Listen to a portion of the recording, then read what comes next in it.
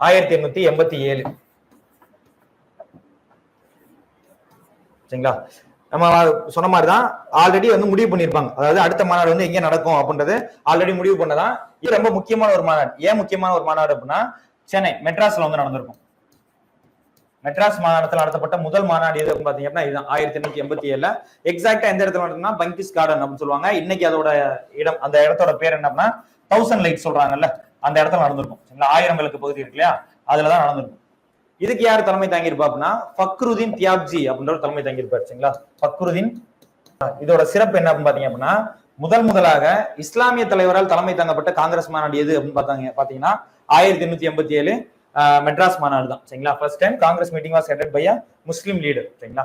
இங்க என்னென்ன முக்கியமான விஷயங்கள்லாம் நடந்திருக்கும் அப்படின்னு பாத்தீங்க அப்படின்னா மெட்ராஸுடைய ஆளுநரா ஒருத்தர் இருந்திருப்பார். அவருடைய பேர் தான் கன்னிமாரா அப்படின்றது. சரிங்களா?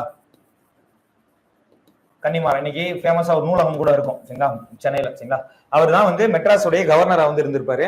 அந்த கன்னிமாரா என்ன பண்ணி இருந்திருப்பாரு அப்படின்னா எப்படி இந்த 2வது மாநாட்டுல வைஸ்ராய் டப்ரின் வந்து தேநீர் விருந்து கொடுத்தாரோ அது மாதிரி 3வது மாநாடு சென்னை மாநாடு முடிஞ்ச உடனே கன்னிமாரா என்ன பண்ணிருப்பாரு, அதாவது மெட்ராஸ் ஆளுநர் என்ன பண்ணிருப்பாருன்னா காங்கிரஸ் உறுப்பினர்கள் எல்லாத்துக்குமே தேநீர் விருந்து அப்படின்றது கொடுத்து வந்துருப்பாரு. சரிங்களா?